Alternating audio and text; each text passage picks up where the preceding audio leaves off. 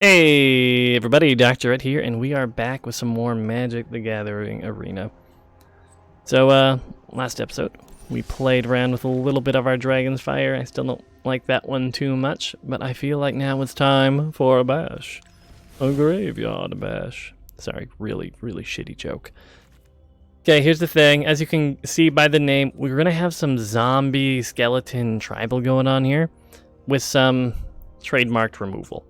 We have a couple of dead weights, enchant their creature, give it -2/-2. If they hit 0, they die. Some cheap ghouls. It's a 2/2 for 1, which is very efficient as far as costing is concerned. It enters in tapped. So if you're going second or you're on the draw, you won't be able to hold that up as a blocker. Doom the Centers, pretty valuable creature. 1/1 for 2, not that great when it dies, and we do have some things that involve us sacking our creatures. You get a 2/2 zombie token out of it. Walking Corpse, just a bear, 2/2 for 2, nothing fancy, kind of one of our weaker creatures here. Death Baron gives all of our skeletons, all of our zombies, +1/+1 and Death Touch. Death Touch meaning any amount of damage that a creature with Death Touch would do would destroy the other creature. Got some Thalids. When they die, make a token. A creature we can flash in on their turn. Murder, just flat creature removal. Some vampire synergy a little bit between this and the Sovereign, but it's a 2/2 flyer, enters the field, they lose a life, we gain. Spectre has some discard effect. When it enters, they discard, and a little bonus effect that whenever opponent discards a card, they lose 2 life. Gravedigger lets us fetch some of our dead cards from our graveyard to our hand. More removal, -3/-3 versus the dead weight, which was -2/-2. Not a very competitive casting cost, though. Dead weight for a single black mana, it's -2/-2. Whereas this, it's not an enchantment, it's a one-time effect. It's just -3/-3, fin. Then we have a couple of Sovereigns. They're basically a bigger, beefier version of the Bloodletter, but of course they cost more. Yargle, it's a 9/3 for 5, but the 3 toughness is killer. It can die to anything. And then we have this big boy, Urgoros. Whenever it deals damage to a player, they discard a card at random. If they can't, I draw. There's kind of some synergy between him and our Fel Spectre, but whether or not we'll see that, it's whatever. And of course, our top end is Meteor Golem again. Just indistinguished removal. Any non-land permanent, be an enchantment, creature, anything on the board. Planeswalker, the works, and then our swamps. So yeah, for now, that's enough of the deck tech for Graveyard Bash. I guess we'll just hop right on into a game now, shouldn't we? And again, thanks so much for watching. I'm excited to get to the part where I actually have some of the gold to do the drafting. We'll see what happens. I might do some off-camera play, just unlock all the free-to-play cards at some point in time without buying boosters or anything, but we'll see how that goes. Now, what do we have for our starting hand? It doesn't look too bad. We have removal on turn 1, which is whatever. We have our bear, 4-drop, 5-drop. We have 3 swamps, so basically most things we draw into should be fine. We are on the draw, so they might play a 1-drop first, giving us some use out of our dead weight. We don't want to see them just ramping into that big, scary elf boy, so we're going to bolt the elf over here real quick, get rid of him. We did draw into another swamp, so that makes this Fel Spectre playable. I prefer the Walking Corpse as it stands now. Much rather be swinging in for 2 than 1 and with specific removal requirements.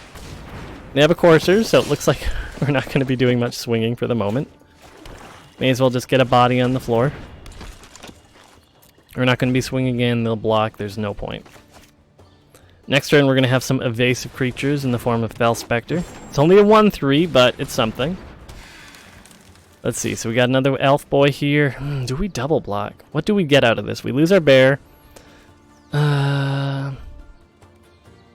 You know what? I think I would just be happy with a 2/2 token out. Save some damage for now. Get another token.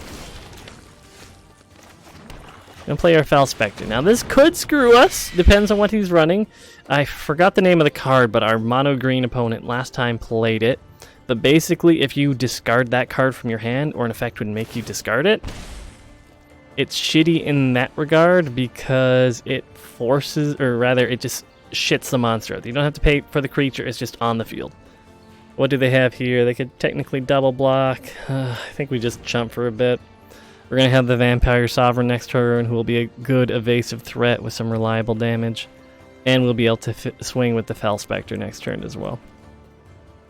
What did they discard? A Brontodon, 7. Ooh, Blanchwood, that's scary. We're definitely going to be chumping that for a couple of turns. And the Dryad here lets them tap if the top card, and look at the top card of their library. If it's a land, they're able to just draw it. In this case, what you will often see people do is do that on my end step, just so they can still use it as a blocker up until then. So what we can do, we will play our Vampire Sovereign. They're going to lose 3. We're going to gain 3. Swing with our Fel Spectre. Probably could have swung with our Walking Corpse, but I kind of want to hold back a chump blocker for the Courser. So just having something hit me in the face for 6 is not something I'm all that keen on. The next turn we could even play Urgoros too. So yeah, we're just going to chump again. Doesn't have trample yet, thankfully. They're running into a similar issue that I had before. I'm not too concerned with Fel Spectre though, so we're just going to swing with the Sovereign. Get Urgoros out. I have some choices to make here, though. Still going to be swinging there for 6. But in this case, whenever an enemy or an opponent discards a card, they lose 2 life.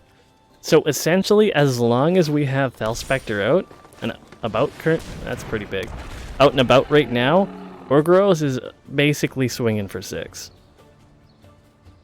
So I think I might let the damage go through this time. But every subsequent hits, we're going to have a little bit more work in that regard. So what we are going to do, swinging like this, keep Fel Spectre back. Gonna be down for 4.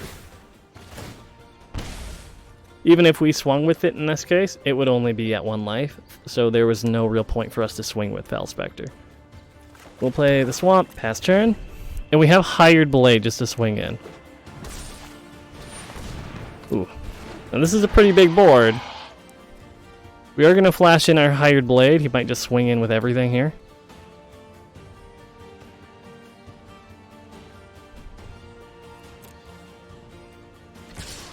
As you can see, of course, it has flash.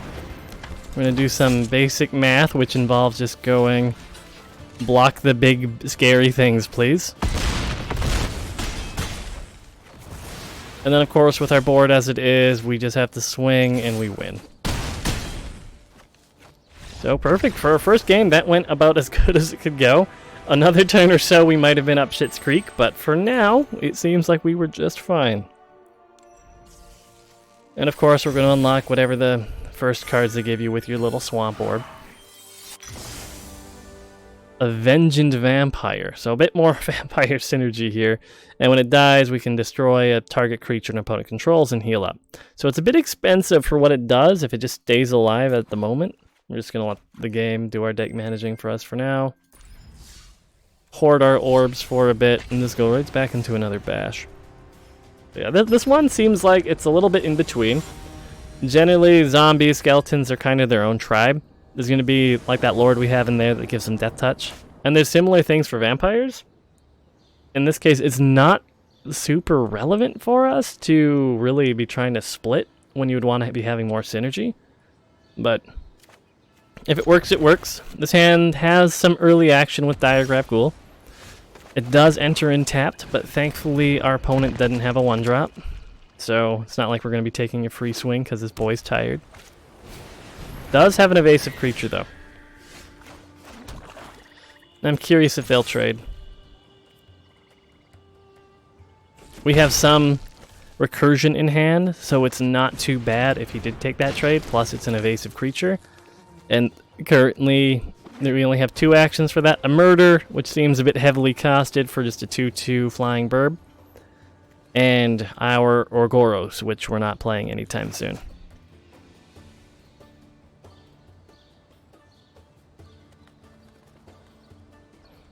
Depending on if he swings or not, though, we might end up using Murder on whatever he plays next turn.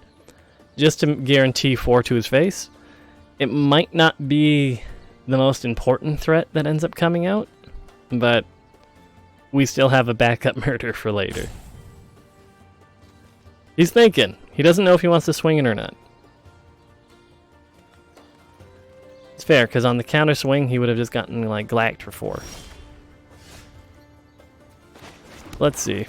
Not too concerned. We can hold mana back. He might just chomp. We'll see. If he does any combat tricks, we can definitely just murder it at instant speed. So it looks like we're just trading easy as that. End of my turn. Play something big and scary. Cool, we'll murder it. If not, we'll just flash in our Hired Blade.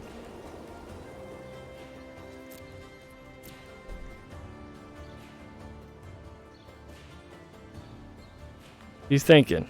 So in this case, he's entering the end of his turn. If I want to respond, I do now. So we're just going to whip out this Hired Blade real quick. Now we're going to swing in as is before we can take any other action. And I'm trying to figure out if I want to commit more. We haven't drawn any more swamp, and I would like to keep murder open potentially, but having another body might be good. I think I'm just going to get the Diagraph Ghoul out.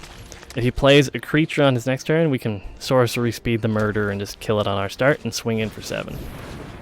Okay, so we tapped out. It's a big 4/3 flyer. We did get another swamp. That's cool. So we're definitely just going to murder this at instant speed, or sorcery speed rather. And we're swinging in for 7. And we have another murder. So unless he can flood the board a little bit here, we're going to be able to remove basically any creature he plays. Sadly, he just has some removal. He's going to be getting rid of our Hired Blade. Goodbye, buddy. You will be missed. This is the neat one, though. It only costs... It's an enchantment that removes a creature. But if I had some more enchantment-based removal, if I got rid of this, it would create a 3/3 dino for me, which would be kind of neat. So let's see. In this case, though, it does look like game. I have another murder. Get rid of his hammer skull. He has the 4 HP. And we just swing in, glack, glack. And we got him. So these games have been going really quickly. So I think we have more than enough time to squeeze through another one. But as far as a deck that seems just to be working, this one seems like it's doing the job perfectly fine. If you know someone you want to play with, this is just showing direct challenge here. So yeah, we're gonna do another game, and it does look like we just got one of our 3 weekly boosters. So at the end of the episode, we'll probably open that. See if we get any good pulls out of our singular War of the Spark booster packs. But yeah, so far as monocolored decks, I think the ones that are going to be the most easily upgraded are going to be the mono green and the mono black to an extent. Mono green, it's ramp too big thing. Ooh, we're going first. We're a little bit land heavy, but we basically have a turn 1, a turn 2, and we can see what we draw into. And we are on the play, so going first, so the Diagraph Ghoul doesn't really have any penalties. Opponent did mulligan down to 6. He's mulling it over a little bit. Does he want to keep this hand? Ooh, he scryed it to the top, which means he found what he wanted, which is a bit of a bummer, but I'm going to start with our Ghoul opening here. I still don't really like Strangling Spores. I feel like that card definitely has to get pulled out for more specific removal. I mean, it might be a decent combat trick and have something you have trade with something it shouldn't be, but I'd rather just have something that does the job and end stop. We drew into a murder though, so he does play a scary creature. Look at our very unspecified, limited conditioned removal. Destroy creature. That's fantastic. I sometimes just don't want any of the BS that comes with it. Okay, so we might be playing the mirror. We're going to swing in with both. He's going to get a 2/2 out of the deal. But we're still going to be getting 2 damage through. Sorry about that. Twiddling with some shit in my hand while I wait for people to take their turn. Yeah. There's no tricks, nothing available. He is going to get a 2/2 zombie out of the deal, but let's see what he does with that.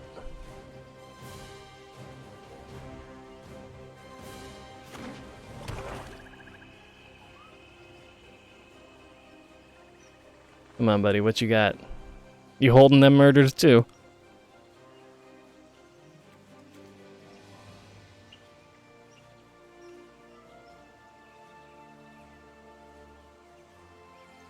He's thinking. Okay. Yeah, this definitely looks like the mirror. I know for sure we have that card in our deck too. Is that card worth murdering though? I don't know. If it's the same deck, I know we have some scarier threats. But is it worth dead weighting though? I don't mind dead weight here, because it keeps 3 mana open for a murder later. Of course, he does get a 1/1 out of the deal. And I'm fine begrudgingly trading one of our creatures here. Whether or not he decides to chump the other one, whatever, I don't really care.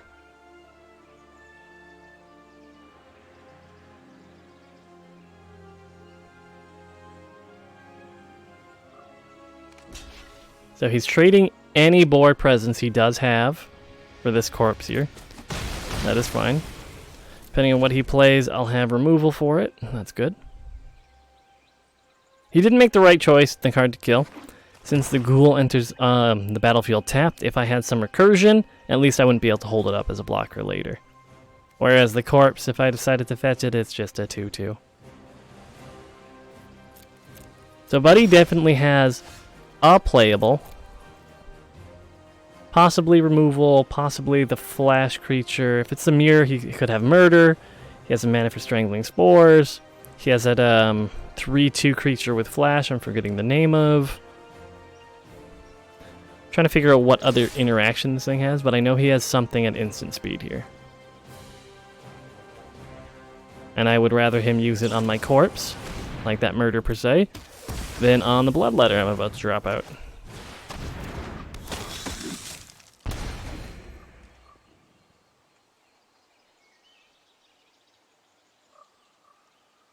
Now in a perfect world, we draw into another swamp, and we're able to get the Sovereign out.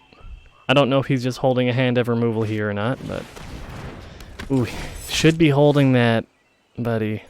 I'm gonna swing in. We have quite a slew of removal. I might just use Strangling Spores on it, if he swings in. It's a matter of... I don't know another good target for it. Whereas Murder's the catch-all here. But we'll see what he plays. Looks like we're getting removed. We're getting dead weighted. A bit of a bummer.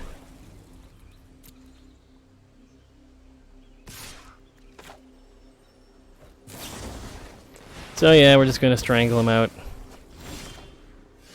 Ooh, sadly not the swamp I was hoping for.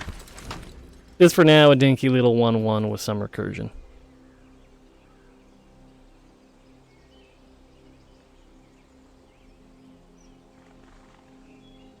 Come on, buddy. I know you got something cooking in there. I would like it if you gave me one of your swamps, though. Ah, thank you. You're so kind. Doesn't look like he has any instant speed interaction. I feel like he might have just flooded out. Because now we have a 3/4 beater in there, which puts him on a 3-turn clock. And enough removal to deal with anything he plays to an extent. Come on, bud. What do we got here? Ah, Gravedigger. So he's going to be able to get some recursion out of here. He's probably going to go for the... I was going to say the Hired Blade or the Thallid, but the Thallid at least gives him some more options when it comes back. If he plays that in right now, this is a mistake. Yeah, he should have just kept the Thallid. The stat line's the exact same. Well, like I said, after this turn, it's going to be a 2-turn clock.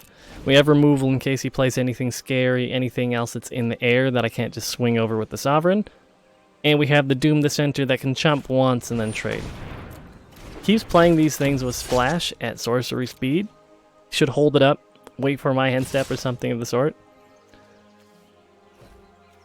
Yeah, for now, just based on this HP gap we have, like 6 to 24, I don't even know if chumping here is needed, but there's no reason for us to play any of our 3 murders. I think we have we drawn into every murder we have access to? No, I think there is a full play set of 4 in here, and we have 3 in hand. So, sadly for opponent here, I don't see this going his way. Come on, buddy, play your card. It'll be over soon, baby. Ooh, that's not what you wanted to see, I understand. Now,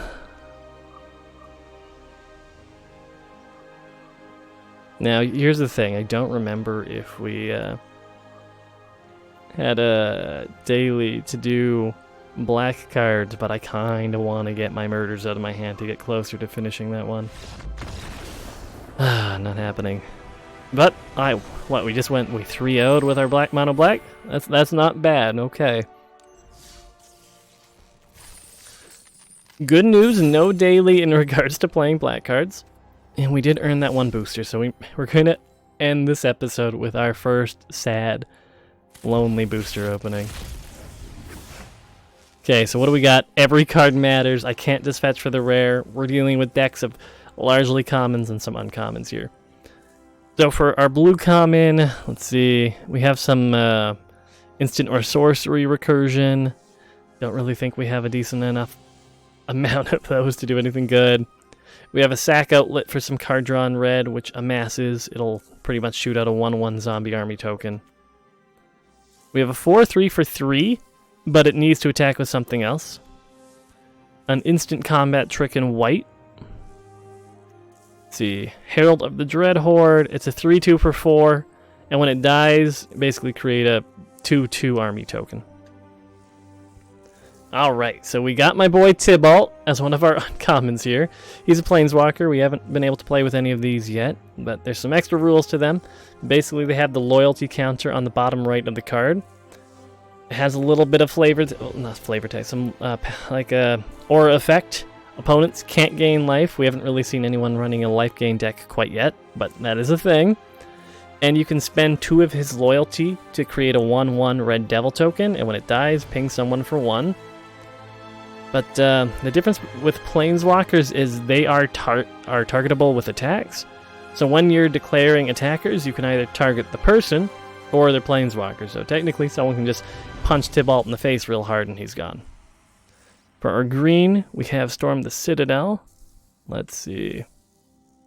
This one is a little bit more situational. It's basically an anthem effect for a round.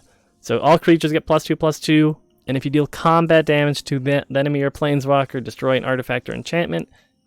Very situational, and 5 mana for a +2/+2 isn't that great. But our rare looks like it's going to be... Let's see, Sarkin the Masterless. So if we were dealing with some fun, cute little dragon nonsense, he would be like a fun little top end there. In this case, 5 loyalty walker, cost 5. Whenever a creature attacks you or a walker you control, each dragon you control deals 1 damage to that creature. So there's definitely dragon synergies going on. There's a +1 loyalty. Each other planeswalker you control temporarily becomes a 4/4 red dragon token. And the -3, you just whip out a 4/4 dragon token. So it's not too bad. It's potentially fine. Against aggro decks or things with low toughness, if you have him out and a dragon, so you play him and you use his -3 loyalty, every little thing that attacks either a planeswalker you control or myself would be dealt 1. So he's definitely good. He could die to burn, but there's worse cards to pull for sure.